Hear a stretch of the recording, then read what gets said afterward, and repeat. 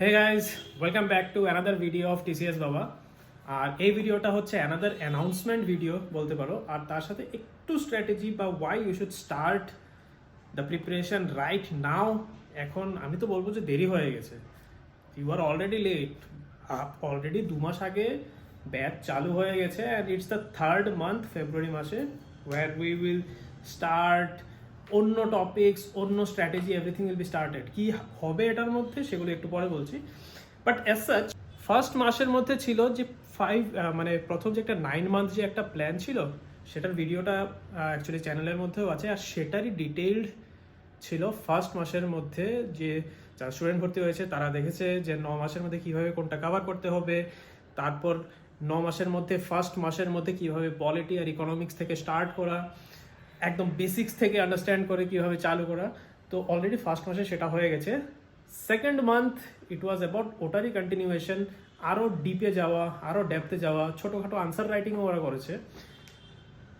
तो now they are like कि हाँ थोड़ा सा प्रिपारेशन तो हो गया, বাট যতটুকু প্রিপারেশন হয়েছে আমি এটা বলবো সেটাকে কন্টিনিউ তো করতেই হবে, কন্টিনিউ নো ডাউট করতেই হবে। 9 মাস ধরে তোমাকে কন্টিনিউ করতে হবে, 10 মাস ধরে কন্টিনিউ করতে হবে, ডাজেন্ট ম্যাটার আনটিল আনলেস তোমার এক্সাম ডেট অ্যানাউন্স হয়। আর এক্সামের আগের দিন অবধি তোমাকে সেই that process of reading revising এই জিনিসটা করতেই থাকতে হবে। At the same time practicing MCQ, answer writing সব কিছু করতে হবে। প্রিলিমসটা ক্লিয়ার করতে গেলে বললাম, তোমার যদি একটু মানে তোমার যদি পড়াশোনার রিভিশনটা খুব একটা বেশি হতে থাকে, অ্যাট দ্য সেম টাইম তুমি যদি একটু মনে রাখা যদি তোমার ভালো থাকে, ভালো ক্যাপাবিলিটি যদি থাকে মনে রাখার, মুখস্থ করার, প্রিলিমস তোমার ক্লিয়ার হয়ে যাবে only if you meticulously follow this 9 month plan. I would say কি that is the easier part. তারপরে তুমি যদি জানো কতগুলো কোয়েশ্চেন অ্যাটেম্প করতে হবে, তাহলে তো আরামসে তুমি ক্লিয়ার করে নেবে prelims.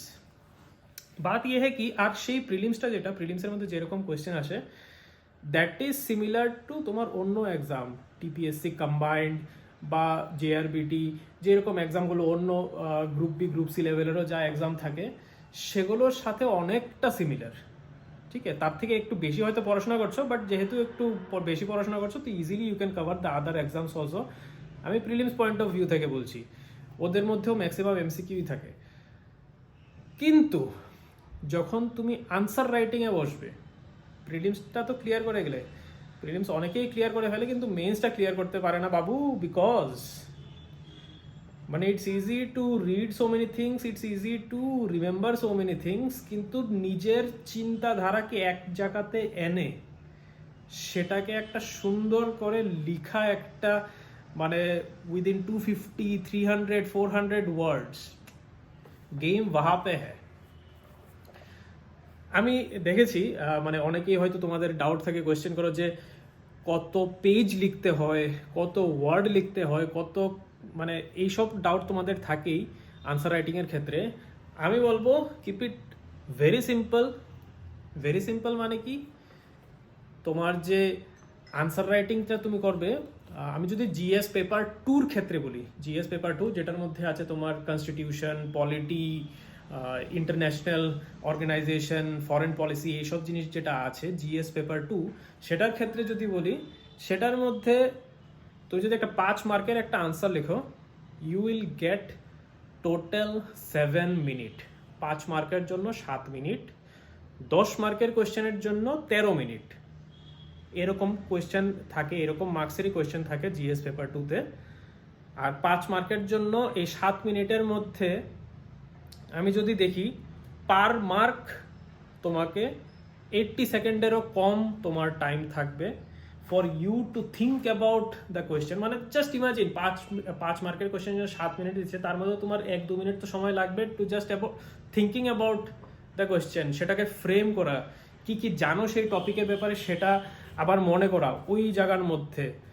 And then once you start writing, তোমার 2 মিনিট চলে গেল, তোমার কাছে আছে 5 মার্কের জন্য 7 - 2, 5 মিনিট অনলি লেফট। 5 মিনিটের মধ্যে পুরো আনসারটা লিখতে হবে। কত ওয়ার্ড? তুমি যদি 2 পাতা 3 পাতা যদি লিখতে থাকো just because you know about the topic, फिर तो भाई तुम सारे क्वेश्चन अटेम्प्ट ही नहीं कर पाओगे। हाँ, একটা ভাবেই শুধু করতে পারো, if you stick to the time, if you stick to the word limit. আর সেটা একদিনের মধ্যেই আসে না। আমি যদি 5 মিনিটের মধ্যে 150-200 ওয়ার্ড লিখতে চাই, I have to have that fast hand writing, আমার থিঙ্কিং এত ফাস্ট হতে হবে, আমার পুরো আনসারটাকে ফ্রেম করে নিতে হবে এত কম সময়ের মধ্যে। You have to do all this things under a lot of pressure. আর সেটা একদিনের মধ্যে সেই প্রেশার হ্যান্ডলিংটা আসে না, ঠিক আছে? তার জন্য চাই প্র্যাকটিস। আর সেই প্র্যাকটিসটাই আমার মনে হয় এখন থেকে একটু একটু করে ইনকালকেট করা শুরু করা উচিত। তো এই মাসের যে ব্যাচটা হচ্ছে ফেব্রুয়ারি মাসে, ইসপে ক্যা হোগা কি নর্মাল যা ক্লাস, যা সাবজেক্ট, যা টপিক যেগুলো থাকবে সেগুলো তো চলবেই, তার সাথে কি থাকবে যে যেই টপিকগুলো পড়া হচ্ছে তার উপর থাকবে আনসার রাইটিং। ইনিশিয়ালি হয়তো কিছুই লিখতে পারছো না, দ্যাট ইজ অলসো ফাইন। হয়তো দেখে দেখে লিখছো, হয়তো একটা টপিক তোমাকে আমি জাস্ট সোর্স দিয়ে দিলাম, you just study that source and then you start writing, ঠিক আছে?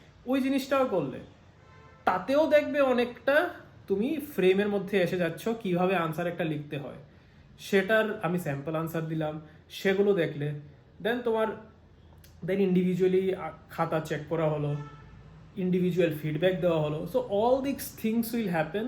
তো আস্তে আস্তে আমি চাই যে অ্যাটলিস্ট এই মাসে, মানে এই ফেব্রুয়ারি মাসে, তোমরা যেন আনসার রাইটিংয়ের যে একটা বেসিক স্ট্রাকচার, যে বেসিক ফ্রেমিং, কিভাবে স্টার্ট করা, কিভাবে কোন টপিকের মধ্যে কিভাবে লিখা, কিভাবে কানেক্ট করা প্যারাগ্রাফ বাই প্যারাগ্রাফ।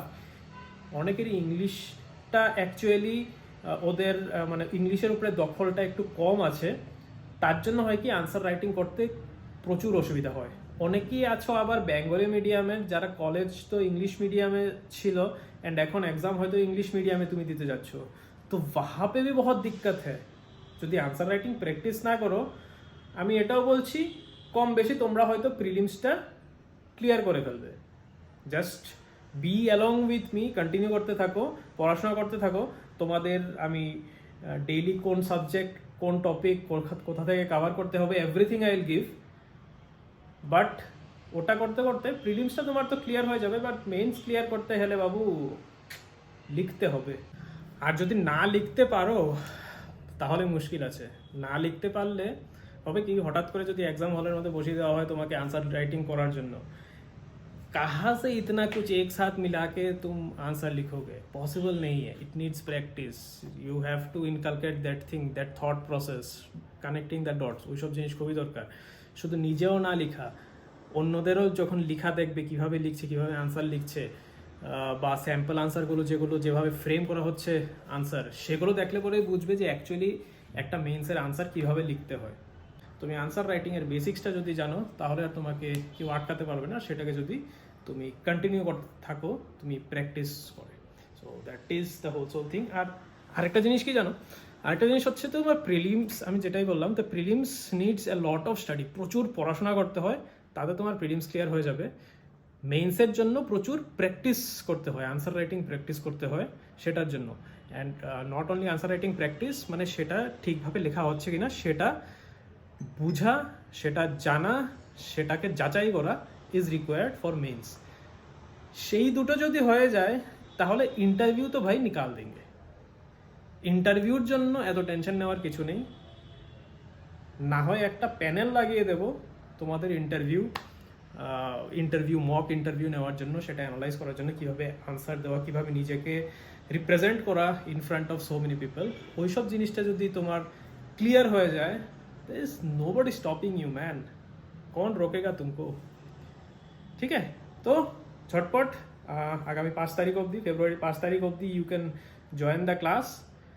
যা ডিটেলস আছে নিচে থাকবে, প্লাস টেলিগ্রাম গ্রুপের মধ্যে থাকবে, হোয়াটসঅ্যাপ নাম্বার আছে, সেখানে কন্ট্যাক্ট করো, সেখানেও পুরোপুরি ডিটেলস পেয়ে যাবে।